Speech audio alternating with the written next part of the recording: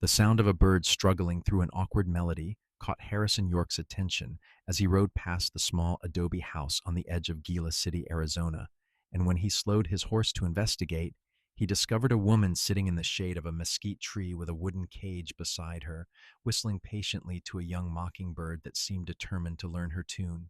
She wore a simple cotton dress the color of dried lavender, her dark hair pulled back in a practical bun, and she did not look up even when his horse's hooves stopped crunching against the desert sand.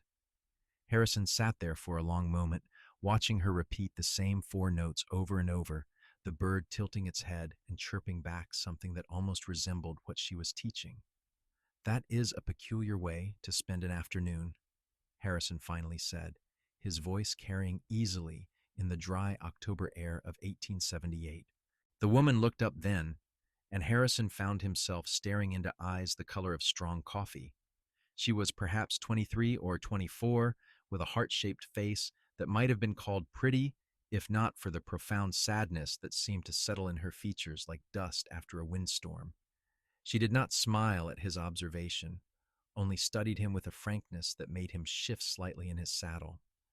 "Loneliness is easier with music," she said simply, then returned her attention to the bird. Harrison dismounted, though he could not have said exactly why. He was meant to be riding out to the Copper Queen mine to deliver a message from the territorial marshal in Tucson, a job that paid well enough to keep him fed and his horse shod. But something about this woman and her determined attempt to teach a bird to sing held him in place as surely as if she had thrown a rope around him. "I am Harrison York," he offered, removing his hat. "Most people call me Harrison." "Delilah Vance," she replied, still not looking at him. "Most people call me nothing at all, seeing as I live out here alone, and they forget I exist." There was no self-pity in her voice, only a statement of fact that struck Harrison as sadder than any complaint might have been. He stepped closer, careful to move slowly so as not to startle the bird. Up close, he could see that the cage was handmade, the wood carefully sanded and joined with obvious skill. The mockingbird inside was young, its feathers still showing the speckled pattern of immaturity.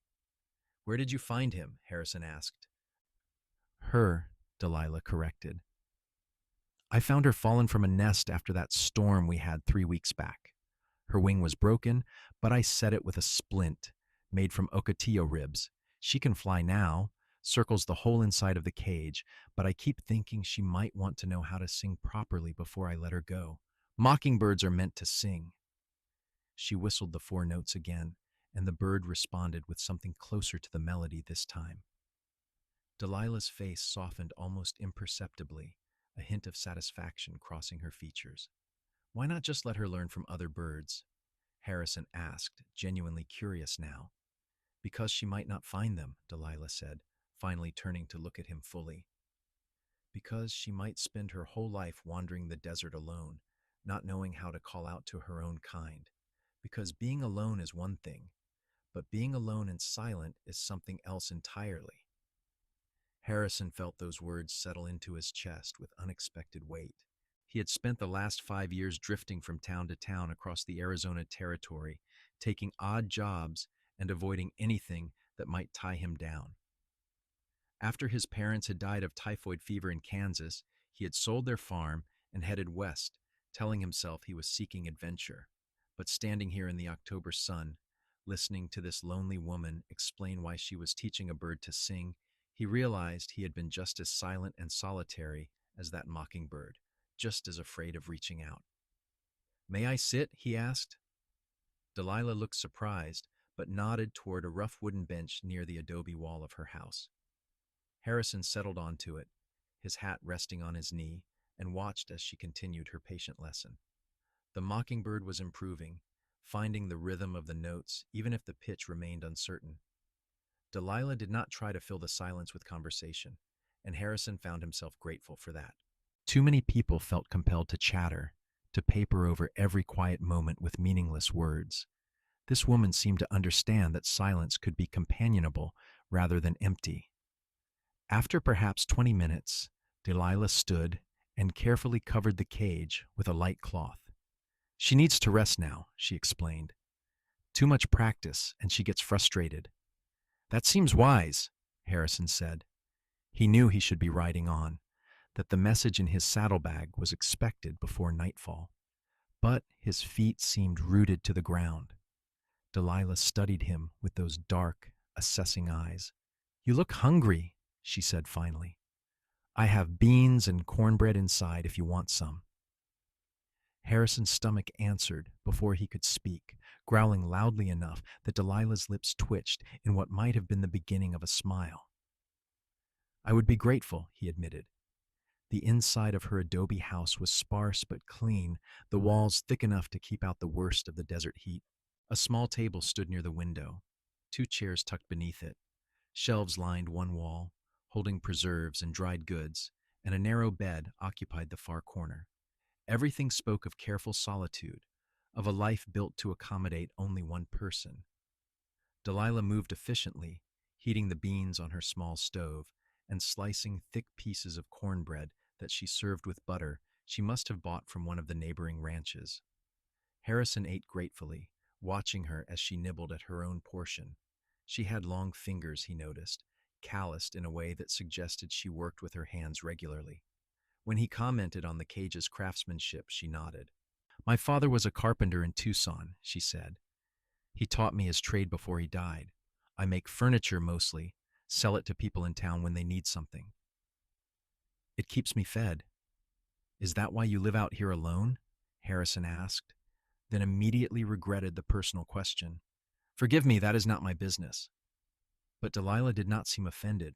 She set down her cornbread and folded her hands on the table. I was meant to be married, she said quietly, 2 years ago. His name was Robert Martin, and he worked as a surveyor for the railroad company. We had everything planned, even bought this plot of land together and built this house. Then 3 months before the wedding, he was surveying a route through the mountains north of here when there was a rock slide. They brought his body back in a wagon. Harrison felt his throat tighten. I am sorry. Everyone was sorry, Delilah said, and now there was a trace of bitterness in her voice. Sorry enough to come to the funeral, sorry enough to bring me casseroles for a month afterward.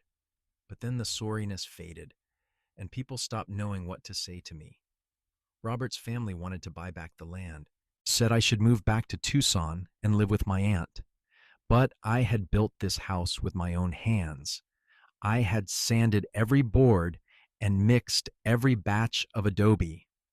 I was not going to just abandon it because everyone else thought a woman should not live alone. You should not have to, Harrison said firmly. Delilah looked at him sharply. I am not asking for pity. I am not offering it, Harrison replied. I just meant that you should not have to give up your home, your life, because of what other people think is proper. Something in her expression softened then, the defensive walls lowering just slightly.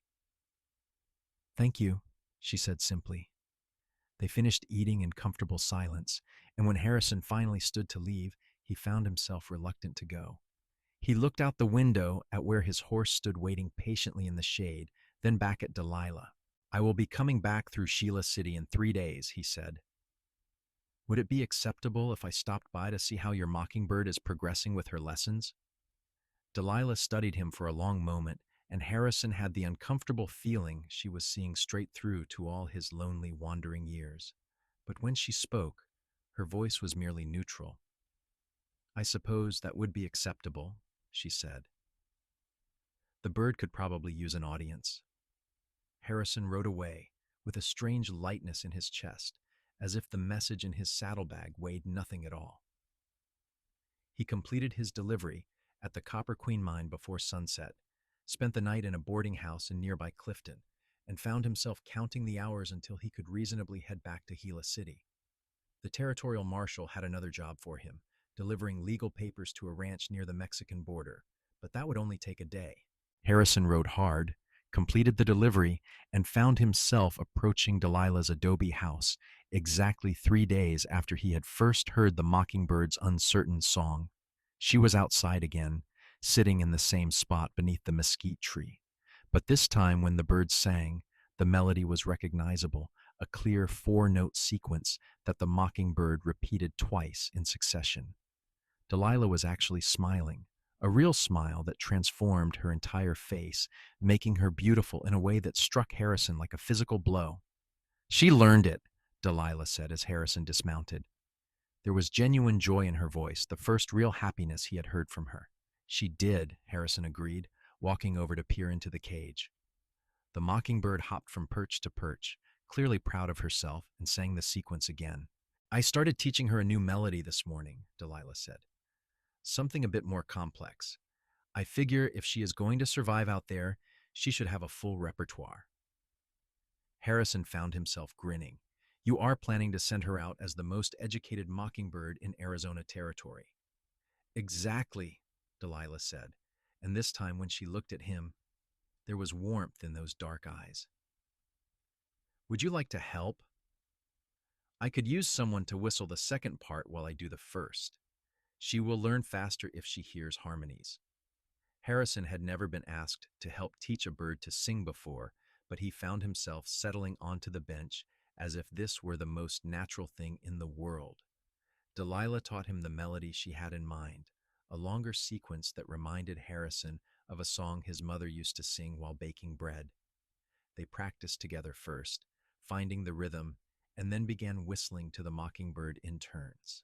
The bird caught on quickly, picking up fragments of both their parts and beginning to weave them together in ways that were not quite right but showed promise. Harrison lost track of time, focused entirely on this strange, peaceful task. When Delilah finally called a halt and covered the cage, the sun had moved significantly across the sky. "You are patient," Delilah observed. "Most people would have gotten bored after 10 minutes." "I have spent a lot of time with horses," Harrison said. "They teach you patience whether you want to learn it or not." "Is that what you do? Train horses?" "Sometimes," Harrison said. "Mostly I deliver things, carry messages, escort people who need protecting on the roads. Whatever pays." "A wanderer," Delilah said, but there was no judgment in her tone, only observation. "I suppose so," Harrison admitted. "Never saw much point in staying still." "Until now?"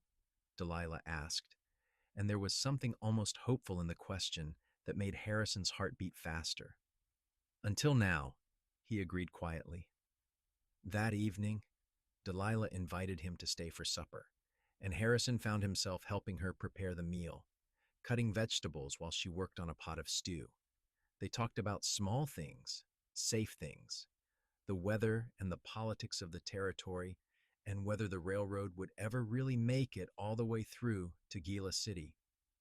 But underneath the surface conversation, Harrison felt something else building, a connection he had not experienced with anyone in the 5 years since he had left Kansas. When he finally rode away that night, it was with a promise to return in 2 days and then 2 days after that. Soon, Harrison found himself structuring his jobs around visits to Delilah's adobe house, taking only work that would bring him back to Gila City regularly. The Mockingbird's education became a project they both invested in, teaching her increasingly complex melodies and watching with shared satisfaction as she mastered each one. But more than the bird, Harrison found himself drawn to Delilah herself. As the weeks passed and October turned into November, she began to open up, sharing stories about her childhood in Tucson, her father's patient lessons in carpentry, her dreams of opening a proper furniture shop one day. Harrison, in turn, told her about Kansas, about the farm he had loved and lost, about the way grief had sent him wandering because staying still had felt impossible. "I think I understand that," Delilah said one afternoon as they sat together watching the mockingbird practice. "After Robert died, I wanted to run, but I had already built this house, put down these roots. So instead of running away, I just stopped letting anyone in. Maybe that is another kind of running." "And now?" Harrison asked, hardly daring to breathe. Delilah turned to look at him, and in her eyes he saw the same cautious hope he felt building in his own chest. "Now I think maybe I'm tired of running," she said softly. Harrison reached out slowly, giving her time to pull away, and took her hand. Her fingers were rough from work, warm against his own calloused palm, and when she laced her fingers through his and squeezed gently, Harrison felt something shift and settle inside him, like a horse finally finding solid ground after a long journey through uncertain terrain. They sat like that until the sun began to set, turning the desert sky into a canvas of orange and purple and deep rose. The mockingbird sang her complete repertoire, showing off for an audience that was only half paying attention. And when Harrison finally stood to leave, Delilah rose with him and walked him to his horse. "Harrison," she said as he mounted up, "I am glad you stopped that day. Glad you heard the music." "So am I," Harrison said, and meant it with every fiber of his being. He leaned down and Delilah stretched up, and their lips met in a kiss that was gentle and questioning, and full of all the possibility of healing. When they pulled apart, both of them were smiling. "Come back soon," Delilah said. "Tomorrow," Harrison promised, "and the day after that, and the day after that." As November progressed, Harrison found himself spending more and more time at the adobe house. He helped Delilah with repairs to her roof, rode into town to purchase supplies for her furniture making, and continued the Mockingbird's musical education with dedication that surprised them both. But more importantly, he simply spent time with her, learning the rhythms of her life and finding ways to fit himself into them. Delilah, for her part, seemed to bloom under the attention. The sadness that had shadowed her features when Harrison first met her began to fade, replaced by a liveliness that made her eyes sparkle when she laughed. She laughed more often now, Harrison noticed with satisfaction. He made it his mission to coax those laughs out of her, telling stories about his travels and doing impressions of some of the more eccentric characters he had encountered in his wandering years. One morning in late November, Harrison arrived to find Delilah working in her small workshop behind the house, carefully sanding a rocking chair she was building for a family in town. She wore a leather apron over her dress, and there was a smudge of sawdust on her cheek that Harrison found unreasonably endearing. He watched for a moment, admiring the sure, skilled movements of her hands before making his presence known. "That is beautiful work," he said honestly. The chair was made of pine, simple but elegant, with curved rockers that would provide smooth motion. Delilah looked up, her face lighting with pleasure at seeing him.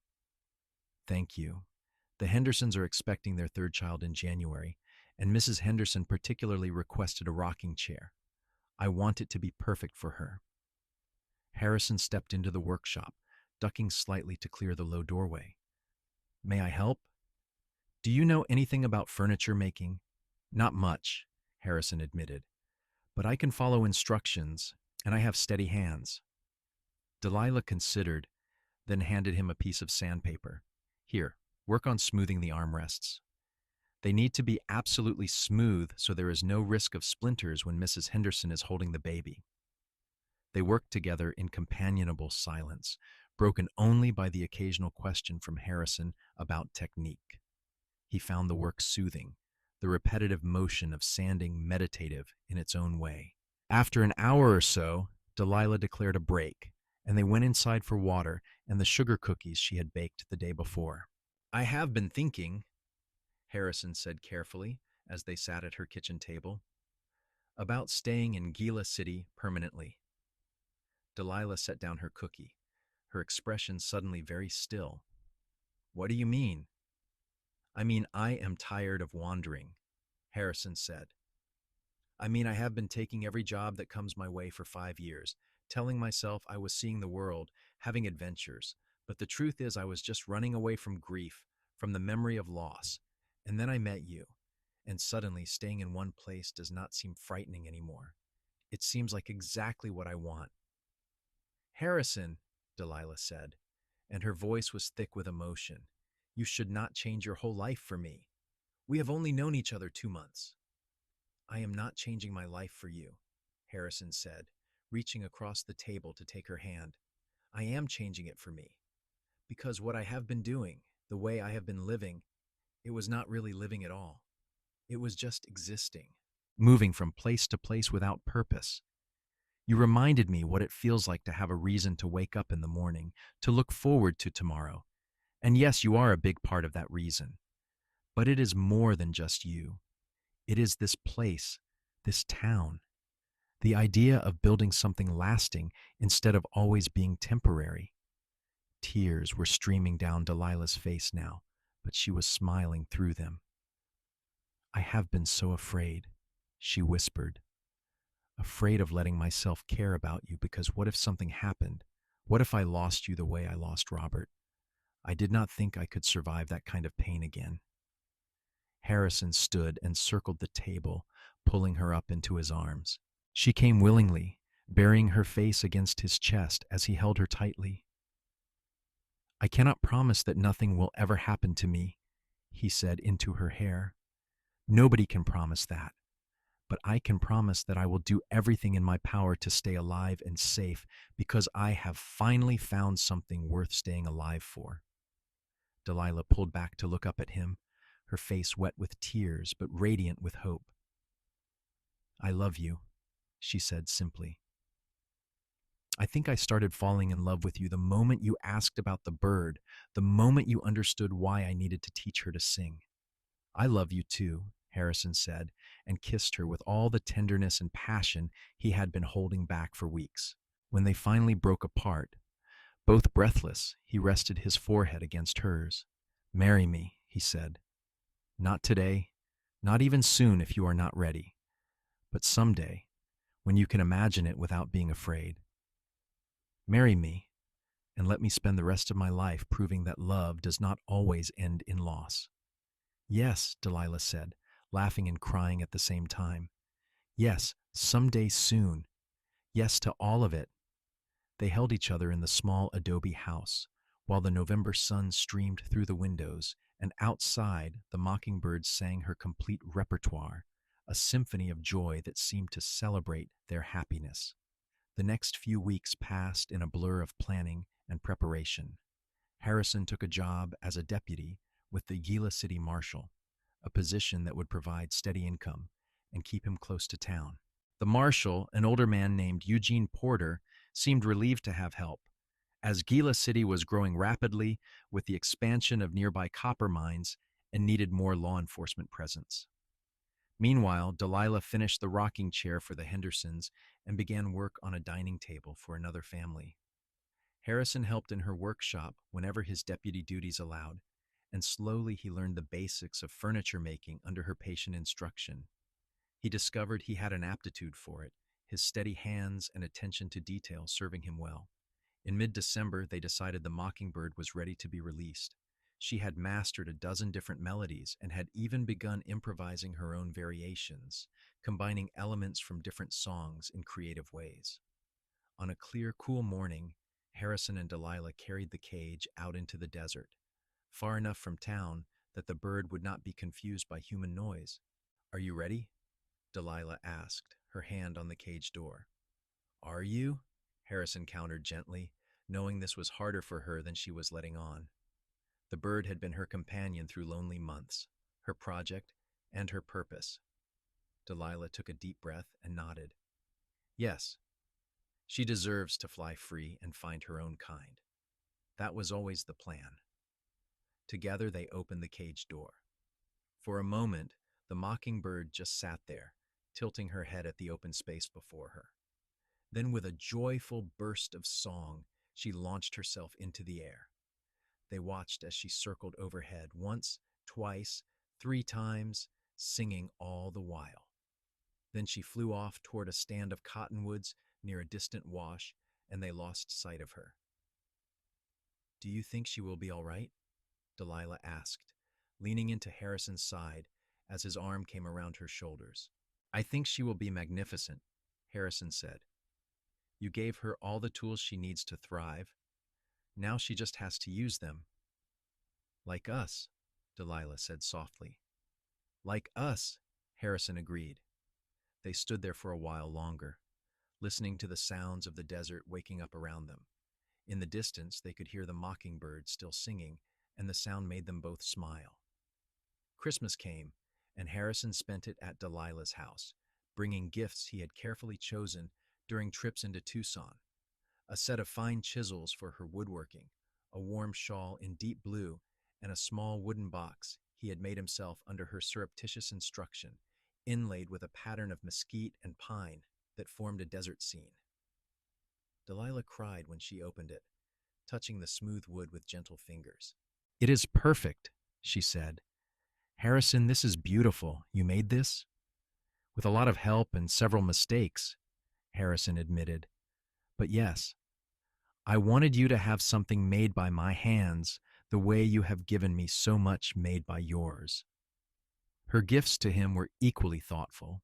A new leather vest she had commissioned from the leather worker in town, lined with soft wool for the cold winter nights, a pocket knife with a handle made of carved bone, and a photograph she had commissioned from the traveling photographer who had passed through town the previous month. It showed the two of them standing in front of her adobe house, Delilah's hand resting lightly on Harrison's arm, both of them almost smiling. Looking at it, Harrison was struck by how right they looked together, how natural. "I want to remember this," Delilah said quietly. "This time when everything is new and hopeful. I want to be able to look back and remember how happy we were." "We will be happy for a long time," Harrison promised. "This is just the beginning." They spent a quiet evening together, cooking a small turkey that Harrison had purchased from a ranch outside town and making sweet potatoes and cornbread and apple pie. It was the best Christmas Harrison had experienced in years, made perfect not by elaborate gifts or decorations, but by the simple fact of being with someone he loved. As 1878 turned into 1879, Harrison and Delilah began making concrete plans for their wedding. They decided on late March, reasoning that the weather would be pleasant and spring flowers would be blooming in the desert. Delilah wanted a simple ceremony, just the minister and a few witnesses, and Harrison was more than happy to agree. This was not about show or spectacle. It was about making a formal commitment to the life they were already building together. Harrison moved his few belongings into the adobe house in February, and they settled into a domestic routine that felt both comfortable and exciting. Harrison continued his work as a deputy, handling minor disputes and the occasional trouble caused by miners blowing off steam in the town saloons. Delilah expanded her furniture business, taking on larger commissions and teaching Harrison more advanced techniques. In early March, something happened that reminded them both that even in peaceful times, the desert could be dangerous. Harrison was called out to investigate reports of cattle rustling at a ranch 20 miles west of Gila City. He rode out with Marshal Porter and two other deputies, expecting to be gone for just a day or two. But the rustlers, three desperate men who had apparently been working their way up from Mexico, decided to fight rather than surrender. In the brief, violent confrontation that followed, Harrison took a bullet that creased his ribs, leaving a painful but not life-threatening wound. The rustlers were captured, but Harrison was left bleeding and shaken, suddenly aware of how close he had come to breaking his promise to Delilah that he would do everything in his power to stay safe. Marshal Porter helped him onto his horse and led the group back to Gila City, where the town doctor cleaned and bandaged the wound. Delilah arrived at the doctor's office within minutes of hearing the news, her face white with fear. When she saw Harrison sitting up on the examination table, conscious and talking, she burst into tears of relief. "I'm all right," Harrison said quickly, reaching for her hand. "It is just a graze. Looks worse than it is." "You were shot," Delilah said, her voice shaking. "Harrison, you were shot." "I know," he said gently, pulling her close despite the pain it caused in his ribs. "I know, and I am sorry I scared you. But I am here. I am alive, and I am going to be fine. The doctor says I will be completely healed in a few weeks." "What if it had been worse?" Delilah asked, pulling back to look at him with eyes full of anguish. "What if you had not come back? I cannot lose someone else, Harrison. I cannot." "You will not," Harrison said firmly. "I promise you, Delilah, I am not going anywhere. This was just bad luck, one of those things that happens. But I am here, and I am staying." She pressed her face against his shoulder and cried while Harrison held her and murmured reassurances. Later, after the doctor had given him laudanum for the pain and Delilah had helped him back to the adobe house, they lay together on the narrow bed, her head resting carefully on his uninjured side. I want to get married sooner, Delilah said into the darkness. Not in late March. Now, as soon as you are healed enough to stand through a ceremony. Are you sure? Harrison asked. I am sure, Delilah said. I do not want to wait any more. I do not want to waste a single day we could be spending as husband and wife. We have already lost too much time to fear and grief. Let us claim our happiness now, while we can. Harrison pressed a kiss to the top of her head. Then as soon as I can stand without getting dizzy, we will get married, he agreed. I will speak to the minister tomorrow. True to their word, they were married 2 weeks later in the small church in Gila City, with Marshall Porter and his wife standing as witnesses. Delilah wore a simple dress she had sewn herself from cream-colored cotton, with lace at the collar and cuffs. Harrison wore his best suit, still a bit pale from his injury, but steady on his feet and radiating happiness. When the minister asked if they would love and honor each other for all their days, they both answered with clear, strong voices, I will. The kiss they shared as husband and wife was gentle but full of promise, and when they walked out of the church into the bright March sunshine, Harrison felt as if his life was finally, truly beginning. He had spent 5 years wandering, looking for something he could not name, and he had found it in the most unexpected way, stopping to listen to a lonely woman teaching a bird to sing. The first months of their marriage were busy and joyful. Harrison healed completely from his injury and returned to his deputy duties with a new caution that Marshall Porter approved of. Delilah received a commission to furnish an entire new hotel being built at the edge of town, a job that would take months but pay handsomely. They worked together on the furniture in the evenings and on Harrison's days off, falling into a rhythm of shared labor and shared contentment. In June, Delilah came to Harrison with news that made his heart leap. She was pregnant. They had hoped for children, but had not dared to assume it would happen so quickly.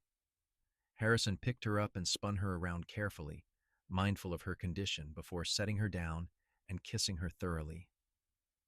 We are going to have a baby, he said, his voice full of wonder. Delilah, we are going to be parents. Are you happy? She asked, though her shining eyes suggested she already knew the answer. I am the happiest man in Arizona Territory, Harrison declared. Probably the happiest man in the entire country. They spent that evening making plans, talking about names, and how they would convert part of the adobe house into a nursery. Harrison insisted that Delilah should cut back on the physically demanding aspects of furniture making, and though she protested at first, she eventually agreed to let him handle the heavy lifting while she focused on the detail work. As Delilah's pregnancy progressed, Harrison found himself marveling at the changes in her body and spirit. She seemed to glow with an inner light, her contentment and excitement making her more beautiful than ever. They spent long evenings sitting outside in the cooling desert air, talking about their future and watching the stars emerge in the vast Arizona sky. In October, exactly 1 year after Harrison had first heard Delilah teaching her mockingbird to sing, their son was born. The labor was long and difficult, and Harrison spent hours pacing outside the bedroom where the midwife and doctor attended to his wife, terrified by the sounds of her pain. But when the baby's first cry rang out, strong and healthy, Harrison felt tears of relief and joy streaming down his face. The midwife emerged to tell him he could come in, and Harrison entered the room to find Delilah propped up against pillows, exhausted but radiant, holding a tiny bundle wrapped in soft cotton.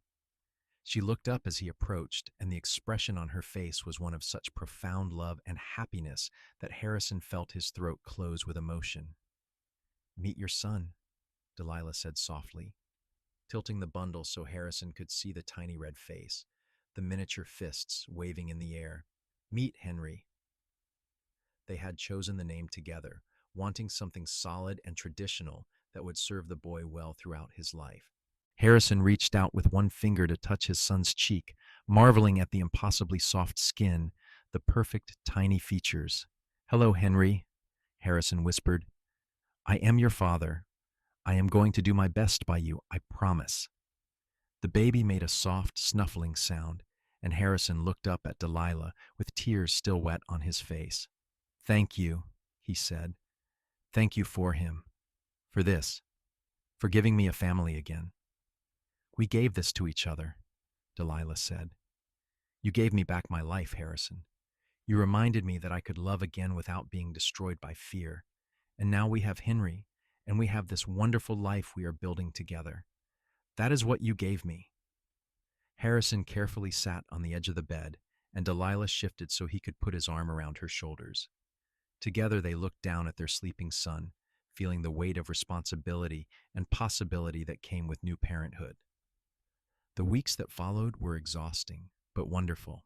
Henry proved to be a healthy, hungry baby with a strong set of lungs that he exercised regularly, especially in the middle of the night.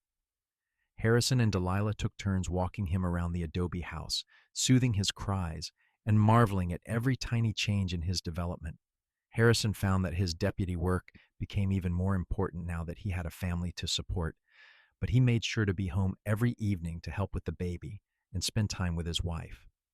As 1879 turned into 1880, their lives settled into a new pattern, one built around Henry's needs and their work. Delilah returned to furniture making once she had recovered from childbirth, though she adjusted her schedule to accommodate feeding and caring for the baby. She built a special cradle that could be rocked with one foot while she worked at her bench, and often Harrison would come home to find Henry sleeping peacefully while Delilah sanded wood or fitted joints. One warm spring morning, Harrison was working in the garden he had planted behind the house, trying to coax vegetables from the stubborn desert soil, when he heard a familiar sound. He straightened, listening carefully, and there it was again, a mockingbird singing a complex melody that he recognized immediately. It was one of the songs he and Delilah had taught their bird over a year ago now. "Delilah," he called, "come out here." She emerged from the house with Henry on her hip, the baby now 6 months old and endlessly curious about the world around him. "What is it?" Harrison pointed toward the mesquite tree where a mockingbird was perched, singing joyfully. "Listen," he said.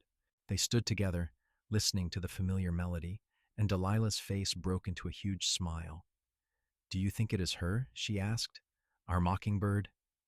"I do not know if we could prove it," Harrison said, "but mockingbirds stay in roughly the same territory their whole lives. It could very well be her, or even one of her offspring that learned her songs." "She survived," Delilah said softly, her eyes bright with happiness. "She found her way, learned to thrive. I am so glad." The bird finished her song and flew off, but the sound of her music lingered in the air. Harrison put his arm around his wife, and Henry reached out to pat his father's face with a chubby hand. They stood like that for a long moment, a family complete and content, listening to the desert wind and thinking about the journey that had brought them here. As Henry grew from a baby into a toddler, Harrison and Delilah's lives continued to expand and deepen. The furniture business thrived, with Delilah gaining a reputation throughout the territory for quality craftsmanship. She hired a young apprentice, a 16-year-old boy named Peter, who showed real talent and helped with the heavier work. Harrison advanced to senior deputy, working closely with Marshal Porter to keep Keilah City safe as it grew from a small desert outpost into a bustling mining town. They added a room onto the adobe house, giving them more space for their growing family. In the spring of 1882, Delilah gave birth to their second child, a daughter they named Diana. She was smaller than Henry had been, but just as healthy, with her mother's dark eyes and her father's stubborn chin. Henry, now 2.5, was fascinated by his baby sister, constantly wanting to help care for her and showing her his toys. Life was not without its challenges. The mine work that drove Keilah City's economy was dangerous, and Harrison had to deal with the aftermath of accidents and occasional violence. One particularly difficult winter, an outbreak of scarlet fever swept through town, and they watched helplessly as several children died. Delilah and Harrison kept their own children isolated as much as possible, terrified of losing them, and breathed deep sighs of relief when the outbreak finally passed, with Henry and Diana still healthy. But through all the ups and downs, Their love for each other only grew stronger. On quiet evenings after the children were asleep, they would sit together on the bench Harrison had built, the same spot where Delilah had once taught a mockingbird to sing. They would talk about their days, their dreams for the future, and the incredible gift they had found in each other.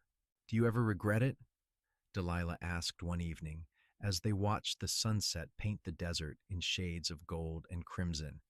"Giving up your wandering life to settle here with me?" Harrison looked at her in genuine surprise. "Not for a single moment," he said firmly. "Everything I ever needed was right here. I just had to stop moving long enough to find it. You gave me a home, Delilah. You and the children, this life we built together, that is worth more than all the wandering in the world." "I was so alone," Delilah said softly. "For so long after Robert died, I was just existing, going through the motions. I never thought I could be this happy again. But then you stopped to listen to me teaching that bird, and you understood. You saw what I needed, even when I did not fully see it myself." "We saved each other," Harrison said, taking her hand. "That is what I think. We were both lost in our own ways, both dealing with grief by isolating ourselves. And then somehow, miraculously, we found each other. The mockingbird found her song," Delilah said, "and we found ours." Harrison kissed her gently, still amazed after 4 years of marriage at how right it felt to hold her, to be held by her. "Yes," he agreed. "We found our song." In 1883, Marshall Porter decided to retire, and he recommended Harrison as his replacement. The town council agreed, and at 28 years old, Harrison became the Marshal of Gila City. It was a position that carried significant responsibility, but Harrison found he was ready for it. He had finally put down roots deep enough that he could handle the weight. Delilah's furniture business continued to flourish. She expanded her workshop, hired 2 more apprentices, and began teaching woodworking classes for anyone interested in learning the craft. She particularly encouraged women to attend, remembering her own father's gift of teaching her a trade that could support her. Several of her female students went on to start their own small businesses, and Delilah took quiet pride in knowing she was helping other women find independence and purpose. Their children grew healthy and strong. Henry proved to be a thoughtful, serious boy with a gift for drawing and an intense curiosity about how things worked. Diana was more outgoing, quick to laugh and impossible to keep still. She inherited her mother's musical ability and could often be found singing to herself as she played. Harrison and Delilah watched their children with constant amazement, grateful for every moment. In the summer of 1885, Delilah announced she was pregnant again. This pregnancy was harder than the previous 2, leaving her exhausted and ill for months. Harrison worried constantly, cutting back on his work hours to be home more, helping with the children and the household while Delilah rested. But when their 3rd child was born in March of 1886, another boy they named Harold, Delilah recovered quickly and pronounced herself done with childbearing. "3 is perfect," she told Harrison, as they admired their newest son, who had his father's light brown hair and a calm disposition that was a pleasant change from their previous babies. "We have our hands full and our hearts full. That is enough." "More than enough," Harrison agreed, thinking of the lonely man he had been 7 years ago, riding through the desert with no ties and no purpose. Now he had a wife he adored, 3 beautiful children, a job he found meaningful, and a home that welcomed him every single day. He had gone from aimless wandering to this rich, full life, and the transformation still sometimes took his breath away. As the 1880s progressed, Gila City continued to grow and change. The railroad finally arrived in 1887, bringing easier access to goods and faster transportation. Harrison worked closely with the railroad officials to ensure safety and order as the town expanded. New businesses opened, new families arrived, and the rough desert outpost began to transform into a proper town with schools, churches, and civic institutions. Through all these changes, the York family remained a constant presence. Harrison gained a reputation as a fair and honest marshal, someone who believed in second chances but would not tolerate serious threats to public safety. Delilah became known not just for her furniture, but for her generosity, always willing to help families in need and teach anyone who wanted to learn a trade. Their children thrived. Henry, showing artistic talent, began working with a local sign painter, learning techniques that might someday lead to a career as an artist. Diana attended the town school and excelled at music, learning to play the piano that Harrison and Delilah had saved for 2 years to purchase. Harold, the baby, proved to have his mother's patience and his father's steady hands, and at 7 years old was already showing interest in following his mother into woodworking. On an October evening in 1892, exactly 14 years after Harrison had first heard Delilah teaching a mockingbird to sing, the family gathered on their expanded porch for supper. Harrison looked around the table at his wife, now 37, and even more beautiful to him than she had been that first day, and his 3 children, nearly grown and growing still. They were laughing about something Henry had said, their faces animated in the lamplight, and Harrison felt a wave of gratitude so intense it was almost painful. After supper, after the children had scattered to their various evening activities, Harrison and Delilah walked out into the desert together, as they had done countless times over the years. The night was clear and cool, perfect October weather, and the stars blazed overhead in profusion. They walked hand in hand to the old mesquite tree, the one where Delilah had sat teaching her mockingbird so long ago. 14 years, Delilah said, echoing Harrison's earlier thoughts. Can you believe it has been 14 years since you stopped here? Best decision I ever made, Harrison said, stopping to listen. I was so lonely, Delilah remembered, so convinced I would spend the rest of my life alone. And then you appeared, and you understood why I needed to teach that bird to sing. You understood that loneliness is easier with music, but it is even better when you do not have to be lonely at all. I love you, Harrison said, pulling her close. I have loved you from the moment I saw you sitting here, so determined and sad and brave. I will love you until the day I die, and probably beyond that too. I love you too, Delilah said, reaching up to kiss him. You gave me back my life, Harrison. You gave me music and hope and a family. You gave me everything. They stood there under the stars, holding each other, while somewhere in the darkness a mockingbird sang. It was a complex melody, full of borrowed phrases and improvised variations, and Harrison liked to think it was descended from the bird they had taught so carefully all those years ago. The song seemed to carry across the desert, a testament to survival and adaptation, to the power of learning and growth. Do you remember what you said that first day? Harrison asked, about loneliness being easier with music. I do, Delilah said. I have been thinking about that, Harrison said. And I think you were right, but I also think you did not go far enough. Music does make loneliness easier, but love, real love, the kind we have built together, that does not just make loneliness easier. It makes loneliness impossible. It fills up all the empty spaces until there is no room left for being alone. Delilah pulled back to look up at him, tears shining in her eyes. That is beautiful, she whispered. And true, I have not been lonely a single day since you came into my life. Even when you are away for work, even when things are hard, I am never lonely anymore. Because I know you are out there. You are mine. We are building this life together. They walked slowly back to the house, to the lamplight and warmth and the sound of their children's voices.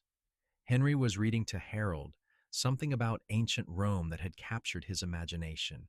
Diana was practicing scales on the piano, the notes rippling through the evening air. It was an ordinary evening, unremarkable in every way except that it was theirs, this life they had built from loss and loneliness, and the simple act of teaching a bird to sing. The years continued to pass, bringing their share of both joy and sorrow. Marshall Porter, who had become a close friend to the York family, passed away peacefully in his sleep in 1894. Delilah's aunt in Tucson died the following year, leaving Delilah a small inheritance that they used to expand the furniture workshop even further. Harrison dealt with increasing crime as Gila City grew, including several tense confrontations with outlaws that reminded Delilah of how dangerous his work could be. But he always came home safely, always kept his promise to do everything in his power to stay alive for his family. Their children grew into young adults, each finding their own path. Henry moved to Tucson in 1896 to apprentice with a master painter, returning home for frequent visits and bringing sketches that showed his rapidly developing talent. Diana, at 16, began teaching music lessons to younger children, discovering she had both her mother's patience and a gift for instruction. Harold, at 13, officially became his mother's apprentice, learning the furniture trade with dedication that made Delilah's heart swell with pride. In 1898, on their 20th wedding anniversary, Harrison organized a surprise for Delilah. He had secretly commissioned a local craftsman to build an ornate wooden music box, and inside he placed a recording he had arranged to have made on one of his trips to Tucson. It was a recording of various mockingbirds singing, their complex melodies captured on the new technology that still seemed like magic to people who had grown up in simpler times. When Delilah opened the gift and heard the mockingbird's songs, she burst into tears. "Harrison, this is perfect," she said, touching the music box with gentle fingers. "This is the most thoughtful gift anyone has ever given me." 20 years ago, I heard you teaching a mockingbird to sing," Harrison said. 20 years ago, you told me that loneliness is easier with music.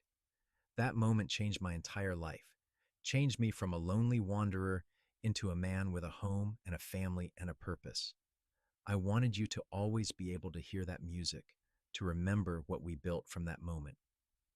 They held each other in their bedroom, the music box playing softly on the dresser, and Delilah thought about all the years they had shared, all the joys and sorrows and ordinary moments that had woven together into a rich, full life. She thought about the girl she had been, so determined to stay isolated and safe, and the woman she had become, brave enough to love fully and deeply, despite the risk of loss. "I would do it all again," she said softly.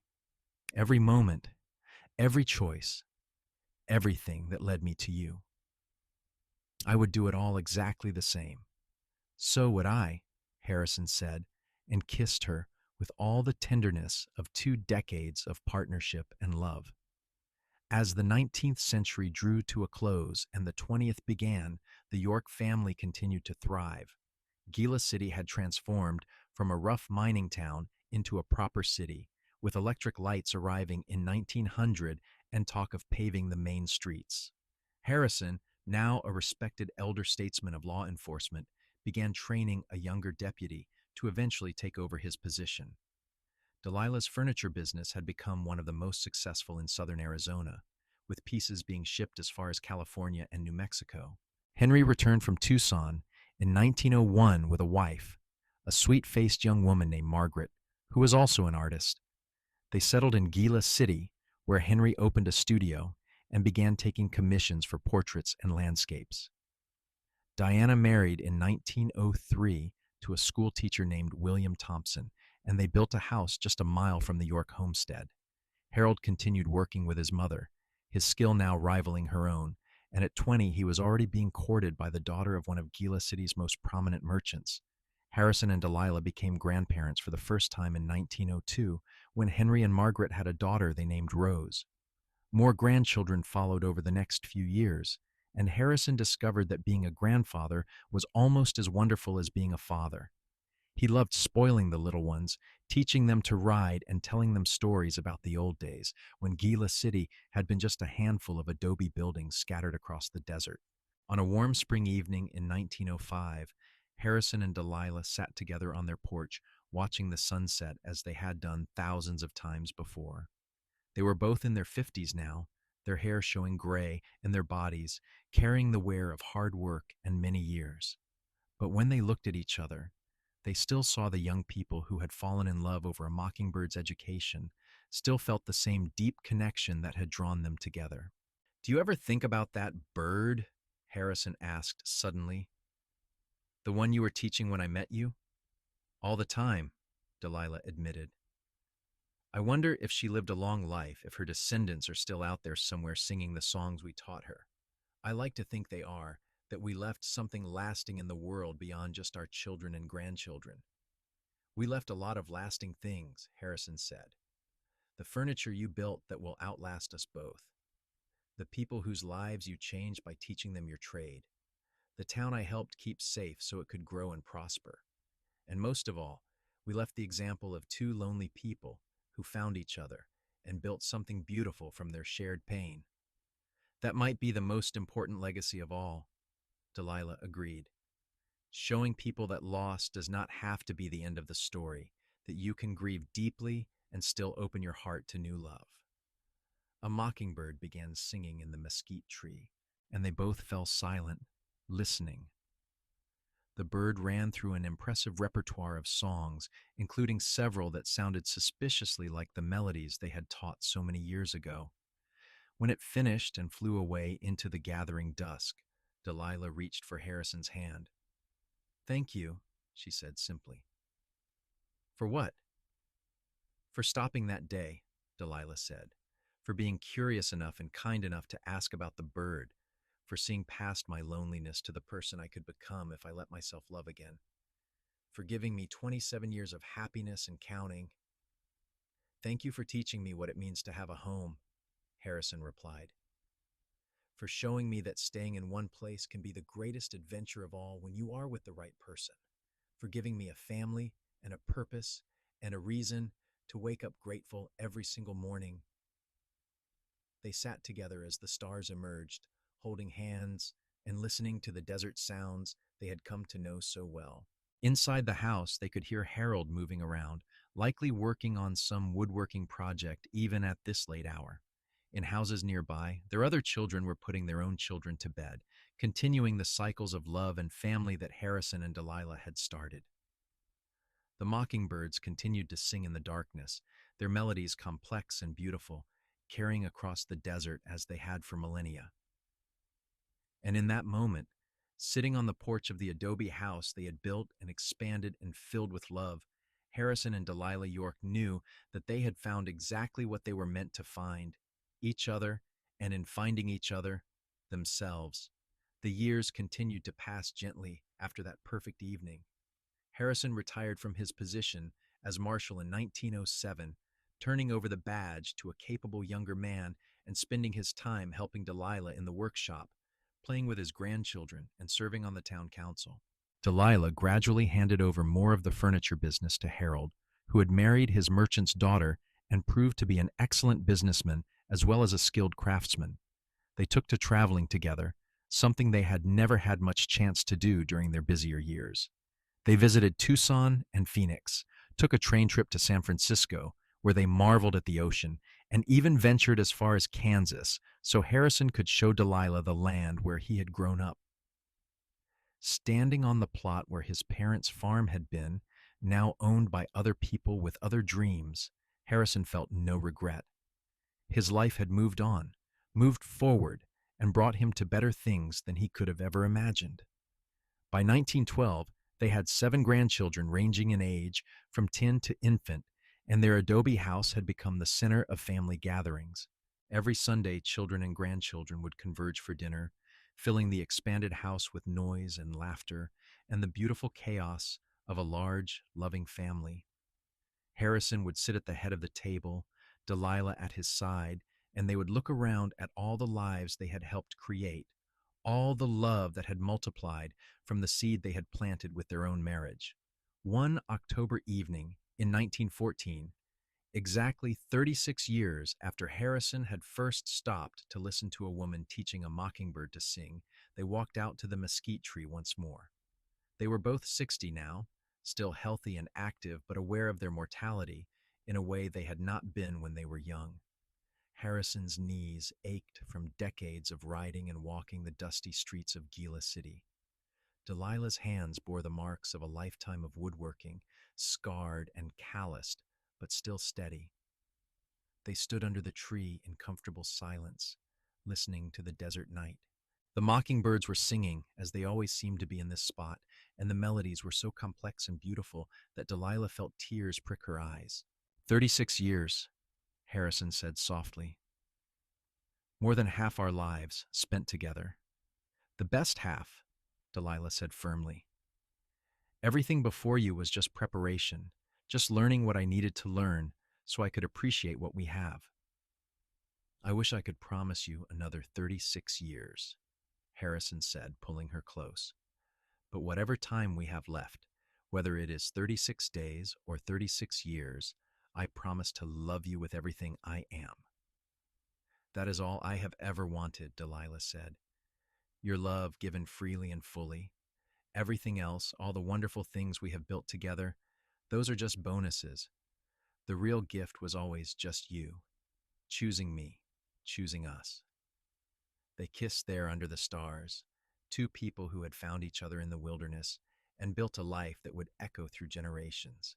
The mockingbirds sang around them, descendants of the bird Delilah had taught so carefully, carrying forward the melodies she had given them and adding their own variations.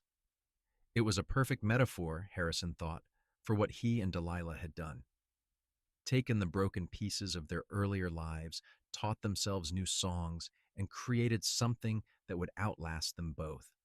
Harrison and Delilah York lived well into their 80s, remaining active and engaged with their family and community. They saw the world change around them in ways they never could have imagined as young people, saw automobiles replace horses and electric lights become commonplace and airplanes take to the skies.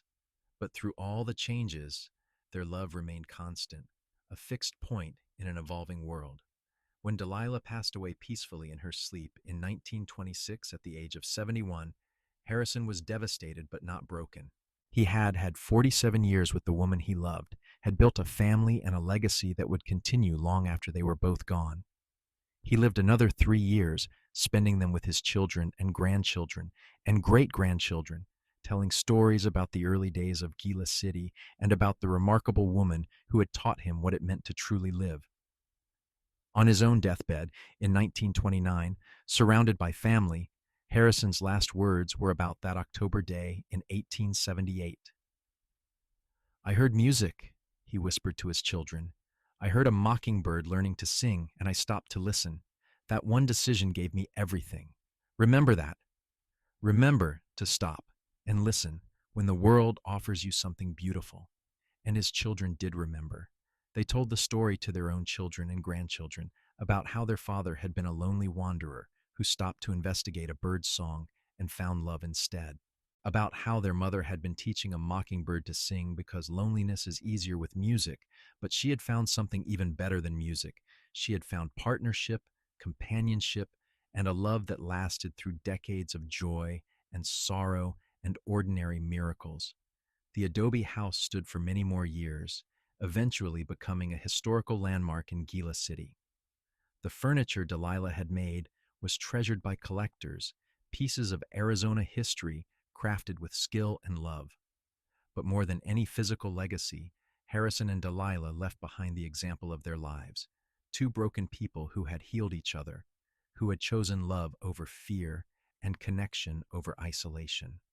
And in the desert around Gila City, mockingbirds still sang complex melodies that sounded suspiciously like songs taught by a patient woman in the autumn of 1878, carried forward through generations of birds the way love and family were carried forward through generations of people.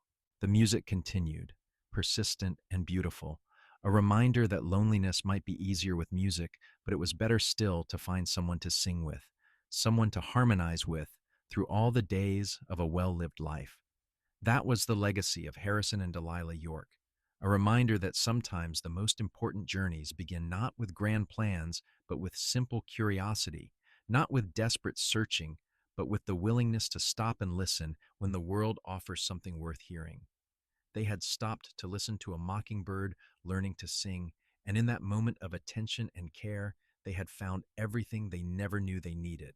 Their story became part of the fabric of Gila City, told and retold over the years, adapted and embellished, but always carrying the same essential truth, that love can heal even the deepest wounds, that family can be built from the ashes of loss, and that sometimes the bravest thing a person can do is open their heart one more time, even when they are certain it has been broken beyond repair. Harrison and Delilah had done that brave thing, had reached for connection when it would have been easier to stay isolated, and in doing so, they had created ripples of love and life that spread far beyond themselves, touching everyone who heard their story and believed, even for a moment, that they too might find their own music, their own reason to sing.